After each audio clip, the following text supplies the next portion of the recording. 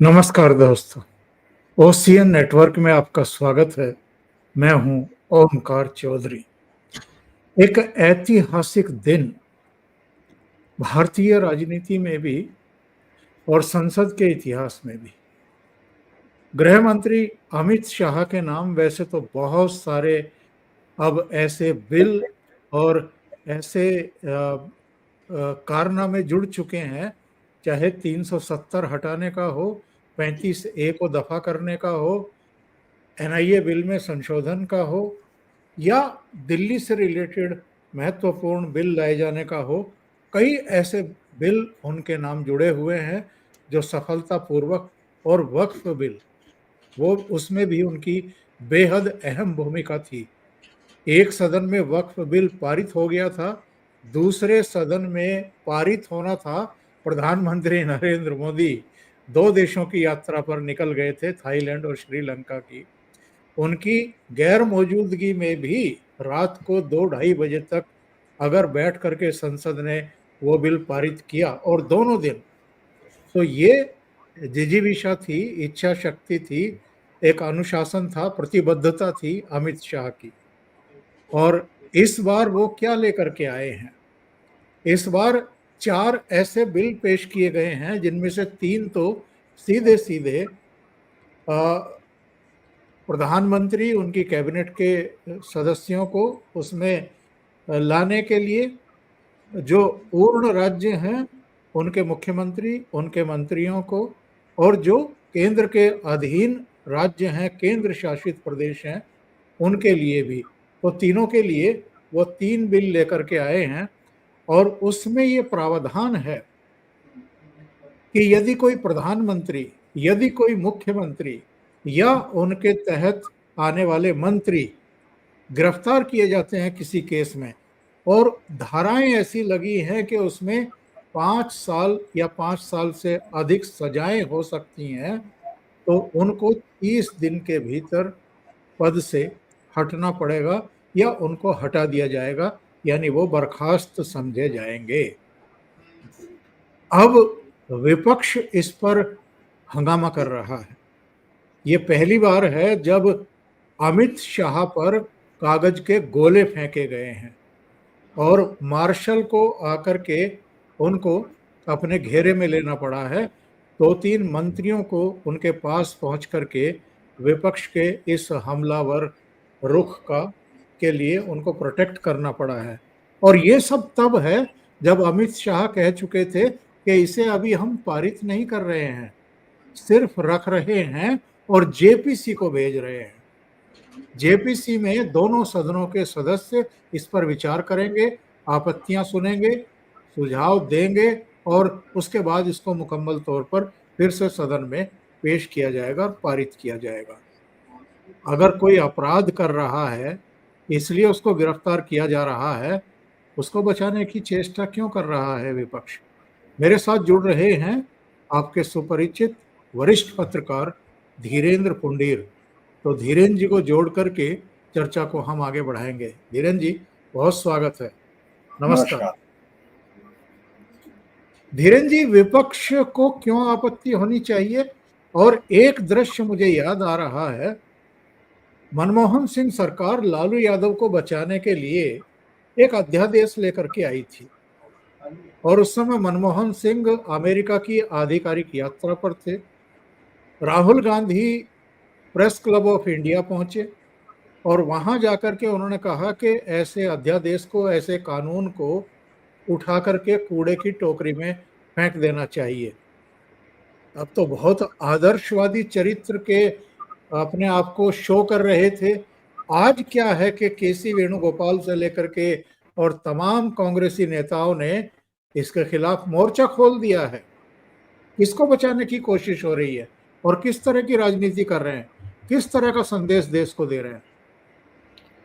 दरअसल जब संविधान देश को सौंपा जा रहा था तो उस वक्त इसी तरह की एक भाषा में कहा गया था राजेंद्र प्रसाद जी ने और बी.आर. अम्बेडकर साहब ने कि एक कोई भी संविधान, अगर आप जो संविधान सबसे दुनिया का बेहतर ना भी हो, लेकिन अगर लोग बेहतर होंगे तो वो चल जाएगा, और अगर दुनिया का सबसे बेहतर संविधान दोगे और लोग बेहतर नहीं होंगे तो वो संविधान फिर बाद में चल नहीं पाएगा, वो वैसा ही कर दिया जाएगा जैसे लोग हैं। अगर आप इसको देखेंगे कि इस बिल के लिए आज जिस तरह से सारी पार्टियां खड़ी हो गई हैं, विपक्ष की और तमाम चीजें, वो इसलिए हुआ है क्योंकि इस देश में कभी ये सोचा नहीं गया था। जब नीति निर्धारक और इस देश के संविधान जो निर्माता थे, उन लोगों ने बहुत सारी चीजें सोची, हर एक चीज पर सोची, लेकिन ये शायद कभी सोचा ही नहीं गया होगा कि किसी मुख्यमंत्री के खिलाफ या मंत्री के खिलाफ या फिर प्रधानमंत्री के खिलाफ केस दर्ज हो चुका, वो जेल में हिरासत में है और लंबी हिरासत है, इसके बावजूद वो इस्तीफा नहीं देगा, ये बात किसी के जहन में कभी आ नहीं सकती थी। लेकिन अरविंद केजरीवाल इस देश की राजनीति में काफी कुछ बदलाव लाए, जिसमें सबसे बड़ा बदलाव तो यही है कि आप किस तरह से एक हवाबाजी, जिन्हें बिना किसी वैचारिक बेस के, बिना किसी उसके, कुछ लोग इकट्ठे हो सकते हैं और उसके बाद सोशल मीडिया के उस उभार के दौर में आप इस देश की सीधे राज्य की जो देश की राजधानी वो एनसीआर क्षेत्र जब बनता है तो आप उसमें राज्य की राजधानी पर जाकर आराम से बैठ सकते हैं मुख्यमंत्री बनकर। आपने राजनीति में भ्रष्टाचार कितना हटाया ये तो मालूम नहीं, लेकिन 200 से ज्यादा अलग अलग लगभग इतने मुकदमे होंगे, जो 100-200 मुकदमे जो इनकी पार्टी पर अलग अलग लोगों पर नीचे से लेके ऊपर तक होंगे, वो भी कोई बात नहीं थी। पहले सत्येंद्र जैन अरेस्ट हुआ, वो मुख्यमंत्री रहने की कोशिश की 1 महीने तक, लगभग शायद जहां तक मुझे याद है 1 महीने तक मंत्री रहे। उसके बाद ये आपका मनीष सिसोदिया मंत्री जेल गए, वो भी कुछ दिन कोशिश करते रहे और फिर आखिर में मुख्यमंत्री खुद आबकारी में ईडी की गिरफ्त में आ गए। वो देश ने देखा कि कानून की मजबूरी देखी, क्योंकि कानून में कुछ था नहीं, वो मजबूरी दिखाई दी। सुप्रीम कोर्ट उन मौजूदा कानून के आधार पर वो कुछ नहीं कर सकता। मुख्यमंत्री जेल में है, वो कह रहा है कि मैं जेल में मीटिंग करूंगा, मैं कैबिनेट जेल में करूंगा, मैं सब चीजें दे। ये पूरी दुनिया में इस लोकतंत्र का मजाक बना। अब उसके बाद ही इस बिल की परिकल्पना हुई होगी, मुझे ऐसा लगता है। और ये कि राहुल गांधी जब सितंबर 2013 में उस बिल को फाड़ रहे थे तो उस वक्त वो कोई बहुत आदर्शवादी स्ट्रक्चर की बात नहीं कर रहे थे, वो ये दिखाने की कोशिश कर रहे थे कि ये एक युवराज है जो राजनीति की सफाई के लिए अपने ही प्रधानमंत्री से भिड़ जाता है। और वो जो प्रधानमंत्री जिस कैबिनेट के साथ उन्होंने ये बिल वो किया था, जिसने ये बिल बढ़ाया था, उन प्रधानमंत्री मोदी की, वो माफ कीजिएगा, उन प्रधानमंत्री मनमोहन सिंह की, ये भी दिखा रहे थे कि वो कितने इम्यून है किसी भी उनकी, अगर कोई प्रधानमंत्री की बेइज्जती कर दे, कोई प्रधानमंत्री के लाए हुए बिल को इस तरह से सार्वजनिक तौर पर, अगर डिस्कशन होता पार्टी में आगे पीछे लोग होते हैं, बातचीत होती है, बहुत सारी चीजें, लेकिन इस तरह से ये सार्वजनिक तौर पर अगर उनको किया गया, अपमानित एक तरह से करना, उसके बावजूद भी वो प्रधानमंत्री बने रहे। हालांकि ये उनके लोगों ने भी फिर वो याद होगा आपको, बहुत सारी स्टोरी चलाई कि वो साहब बहुत दुखी हुए, इस्तीफा देना चाहते थे, ये नहीं दिया, लेकिन उन्होंने नहीं दिया और उन्होंने कहीं देने की बात भी कहीं नहीं की, तो वो दिखी नहीं, तो इसीलिए वो बातचीत। तो मुझे लगता है कि ये एक ऐसा बड़ा मसला था जिसको हम इस समय देखें, इस बिल की जरूरत थी। आखिर रोक कौन रहा है, रोक कौन रहा है? क्योंकि अगर आप देखेंगे सारा विपक्ष, लगभग असदुद्दीन ओवैसी ने शुरू किया और उसके बाद पूरा विपक्ष इसके खिलाफ खड़ा हो गया। डेरेक ओब्रायन और तमाम लोगों ने आगे कहा कि ईडी के सहारे ये अस्थिर सरकार, 240 लोगों की सरकार बदलाव लाना चाहती है, संविधान की हत्या करना चाहती है, मुख्यमंत्रियों को हटाना चाहती है, और बहुत सारे लोगों ने बताया कि किस तरह से इसके ईडी के सहारे सरकारें बदली जा रही हैं। तो मुझे लगता है कि वो तमाम लोग, वो तमाम जमात जो ये, जिसको हमेशा ये डर है कि वो 5 साल से ज्यादा के केसेस में हमेशा फंसी रहेगी या वो रहेगी, तो वो, क्योंकि ये दुनिया के किसी भी लोकतंत्र में नहीं हो सकता, किसी भी लोकतंत्र में। क्योंकि खैर आपके अगले सवाल के जवाब में मैं कुछ चीजें और बताऊंगा, अगर आप बीच में। पहले जरा एक सीन देख लेते हैं। अमित शाह बोल रहे हैं, उनके ऊपर कागज के टुकड़े फेंके जा रहे हैं, गोले फेंके जा रहे हैं। अरेस्ट होने के पहले मैंने नैतिकता के मूल्यों का हवाला देकर इस्तीफा भी दिया, और जब तक मैं कोर्ट से निर्देश नहीं हुआ, कोई संविधान पद मैंने स्वीकार नहीं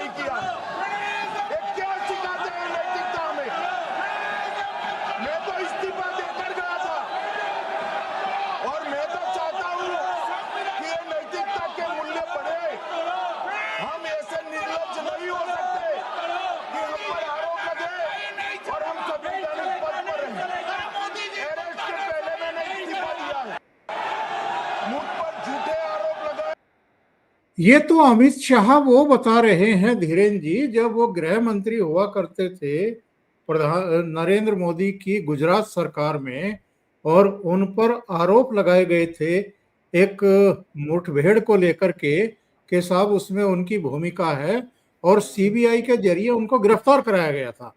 ये मनमोहन सिंह सरकार में ही हुआ था, और संभवतः चिदम्बरम उस समय गृह मंत्री हुआ करते थे जब यह कांड हुआ था। ये अलग बात है कि बाद में वो बरी हुए और निर्दोष साबित हुए, लेकिन अमित शाह बता रहे हैं कि जब मुझे गिरफ्तार किया गया उससे पहले ही मैंने गृह मंत्री पद से इस्तीफा दे दिया, और मैं तब तक लाभ के पद पर नहीं आया, मंत्री नहीं बना, जब तक कि उससे बरी नहीं हो गया। तो ये नैतिकता अगर मैं दिखा सकता हूं तो बाकी लोगों को क्या प्रॉब्लम है, बाकी लोगों को क्या परेशानी है। मुझे एक और प्रकरण याद आ रहा है, जब हवाला मामला खुला था, लाया गया था सामने पीवी नरसिम्हा राव के समय, लाल कृष्ण आडवाणी ने अपनी सांसदी छोड़ दी थी, संसद सदस्यता छोड़ दी थी। दिल्ली के मुख्यमंत्री मदन लाल खुराना ने अपने पद से इस्तीफा दे दिया था। भारतीय जनता पार्टी के कई नेताओं ने पद छोड़े थे। एक तरफ तो इनकी नजीर है, इनकी सुचिता है, और दूसरी तरफ अरविंद केजरीवाल से लेकर के विपक्षी दलों के एक और मंत्री कोई तमिलनाडु के थे संभवतः, जिन्होंने अभी जेल में रहते हुए इस्तीफा नहीं दिया था, मंत्री पद नहीं छोड़ा था। तो ये कौन सी ऐसी नजीर पेश कर रहे हैं, और जब एक कड़ा कानून लाया जा रहा है जो प्रधानमंत्री पर भी लागू होगा, सारे मुख्यमंत्रियों पर लागू होगा, ऐसा नहीं है कि केवल विपक्षी दलों के मुख्यमंत्रियों पर लागू होगा, तो ये इतने भयांक्रांत क्यों दिखाई दे रहे हैं? देखिए, दरअसल हिंदुस्तान की राजनीति में एक उदाहरण दिया जाता है। हम लोग लाल बहादुर शास्त्री जी को देखते हैं, ट्रेन का दुर्घटना हुई और उसके बावजूद उनसे किसी ने इस्तीफा नहीं मांगा, उन्होंने इस्तीफा दे दिया। मनमोहन सिंह को भी आप कह सकते हैं, जब वो वित्त मंत्री थे 1991 में, उनको जब हर्षद मेहता का केस चला, उस समय फाइनेंस मिनिस्टर थे, उन्होंने उसके लिए इस्तीफे की पेशकश की, वो नहीं लिया गया। उमा भारती हुबली केस में समन हुआ, उन्होंने इस्तीफा दे दिया। मदन लाल खुराना ने इस्तीफा दे दिया। यहां तक कि अभी अगर हेमंत सोरेन को देखें तो उन्होंने इस्तीफा दे दिया, वो आके वापस बन गए। लेकिन अरविंद केजरीवाल ने जो लाइन खींच दी है वो इस देश के कानून के निर्माताओं को डरा रही है। जो स्टालिन ने किया, जिस पर कोर्ट से आखिरकार कहलाना पड़ा, उनके मंत्री को इस्तीफा दिलाने के लिए कहलाना पड़ा। आप ये सोचिए, तो ये जो डर है, ये डर ये भी है। और देखिए, दो चीजें हैं। उस समय भी जब इस पर ये लिली थॉमस वाले केस में सुप्रीम कोर्ट में जब इस पर चल रहा था, क्योंकि जब ये हुआ कि कन्विक्शन हो जाएगा या किसी को नामजद एफआईआर में नाम आ जाएगा तो उसको इस्तीफा देना पड़ेगा। उस वक्त बड़ी डिटेल चर्चा हुई और फिर आखिर में ये हुआ कि कन्विक्शन के बाद दिया जाएगा। तो कन्विक्शन लंबा समय तक हो सकता था। तो उन्होंने कहा कि साहब आखिरी कन्विक्शन पर होना चाहिए, विपक्ष के लोगों ने कहा उस वक्त। लेकिन कोर्ट ने कहा कि नहीं, जो लोअर कोर्ट से पहला कन्विक्शन अगर हो जाता है 2 साल या 2 साल से ज्यादा की सजा पर, आपको इस्तीफा देना पड़ेगा। लेकिन जेल में जाने के वक्त ये इस पर डिस्कस नहीं हुआ, तो लिहाजा उन्होंने, यानी जहां भी ब्लैक एंड व्हाइट में नहीं लिखा हुआ, वहां ग्रे एरिया में सब लोग डिस्क्रिशनरी ताकत का इस्तेमाल कर रहे हैं। क्योंकि हिंदुस्तान का जो सबसे पहला जो संविधानिक संशोधन हुआ था, जो महज 14 महीने बाद ही हो गया था, जिसमें अभिव्यक्ति की आजादी को भी कर्टेल किया गया था, तो उसका विरोध कर रहे थे। श्यामा प्रसाद मुखर्जी ने कहा, और ये प्रधानमंत्री नेहरू को एक तरह से सीधे तौर पर उन्होंने, और इसको प्रोफेटिक कहना चाहिए कि देखिए ये किस तरह से एक प्रोफेसी थी। उन्होंने कहा था कि आप ये मत कीजिए, क्योंकि आपको मालूम नहीं कभी ऐसा वक्त आएगा कि हम आपकी जगह होंगे, आप हमारी जगह होंगे। तो ये आ गया, उनके समय नहीं आया तो बाद में आ गया। दरअसल ये समझने की जरूरत है कि क्या इससे बीजेपी अपना एजेंडा पूरा कर सकती है, क्योंकि इसमें तो प्रधानमंत्री को भी रखा गया है, इसमें तो सबको रखा गया है। और बीजेपी हमेशा सत्ता में रहेगी, ये कौन मान रहा है? इसका मतलब विपक्ष ये मान के चल रहा है कि बीजेपी को कभी सत्ता से हटाया ही नहीं जा सकता, वो खुद से ही हारे हुए बैठा हुआ है। ये हो नहीं सकता, क्योंकि इसमें तो वो भी आएंगे ना, तो ये तो सत्ता में रोटी उल्टी और पलटी जाती है, तो उसमें आएगी। ये जो एक लड़ाई है, मुझे लगता है कि ये डर, अविश्वास, इन तमाम चीजों का मिश्रण है, क्योंकि एक तो उन लोगों ने ये मान लिया कि बीजेपी अब कभी सत्ता से हटेगी नहीं, लिहाजा वो है। और डेरेक ओब्रायन या वो लोग तो टीएमसी वाले कह रहे थे, क्योंकि उनको कल को जवाब भी देना है, कल को समय सीमा खत्म हो रही है चुनाव आयोग की, तो ऐसे में उनका कहना यह था कि ईडी के सहारे बदला जा रहा है, सब चीजें की जा रही है। ममता बनर्जी एनआरसी से इतना डरी हुई है कि उनको लगता है कि ये जो एम्स का जो वहां मानसिक जनसंख्या के उस पर जो सर्वे चल रहा था उसको रुकवा दिया, 3-3 कैबिनेट मिनिस्टर लगा दिए उसको रोकने पर।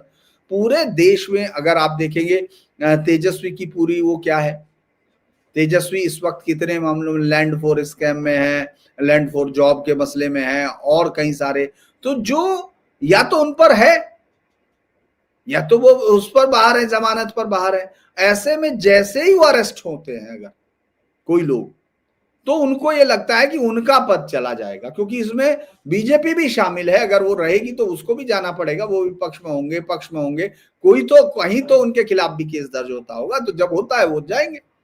लेकिन ये जो डर ये है कि विपक्ष को ये लग रहा है कि मौजूदा समय में ईडी, क्योंकि एक बड़ी बात ये उस समय भी डिस्कशन में, और ये अभी भी होगी, क्योंकि ये देखिए ये कंसल्टिव कमेटी में जो है, अगर उसमें जाएगा सेलेक्ट कमेटी में, जहां बहस होंगी, बहुत सारी बहसें होंगी, और उसके बाद अगर ये पास होता है तो ये उसके तुरंत बाद सुप्रीम कोर्ट से लेकर चैलेंज किया जाएगा, और बहुत बार चैलेंज किया गया जाएगा, क्योंकि इसमें बहुत बड़े सवाल खड़े होंगे। इस बात के सवाल खड़े होंगे कि क्या आप एक किसी निरपराध को अगर फंसा देते हैं और बाद में फिर उसके बाद वो दोषी नहीं ठहरता, निर्दोष होता है, तब क्या होगा, उसके समय को कैसे, ये सारी चीजों पर बहस होगी। लेकिन हाँ, एक सबसे बड़ी लेकिन बात, इसमें अगर ये सवाल उठेंगे भी धीरेन्द्र जी, तो फांसी थोड़ा दी जा रही है, मारा थोड़ा जा रहा है उसको। भाई खाली उसको पद से ही तो बर्खास्त किया जा रहा है, पद से ही तो हटाया जा रहा है।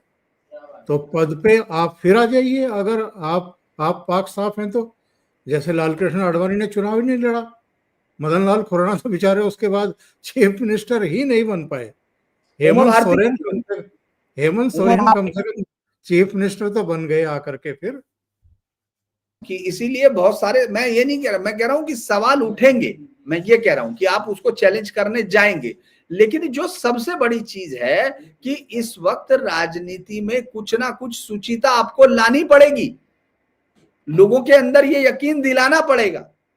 तो इसके लिए आपको, क्या इनको ये लगता है कि इस समय तमाम आरोप जो हैं वो लालू यादव के कुनबे, ममता बनर्जी के कुनबे, अभिषेक बनर्जी, उनकी साली साहिबा, उनके आसपास के उनके 2-3 मंत्री ऑलरेडी जो है वो जेल की हवा खा चुके। उधर महाराष्ट्र में भी देखें, नवाब मलिक से लेकर के अनिल देशमुख, कई दूसरे लोग, संजय राउत, और खुद राहुल गांधी और उनकी मम्मी, उनके खिलाफ ईडी जो है हेरल्ड केस में चार्जशीट पेश कर चुकी।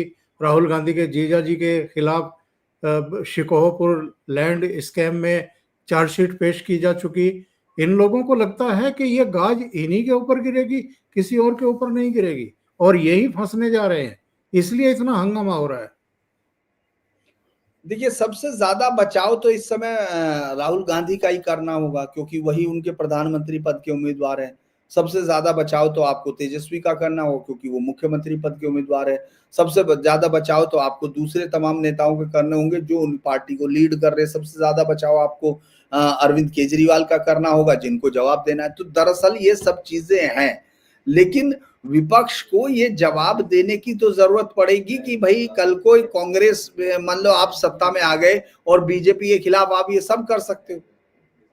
आपको ये यकीन क्यों नहीं हो रहा है, मैं ये नहीं मान रहा हूं। मेरा मानना है कि ठीक है, जब आप इस पर बहस होगी, कुछ और रास्ता निकलेगा, कुछ और सिलेक्ट कमेटी में तमाम पार्टियां अपने अपने राय देंगी।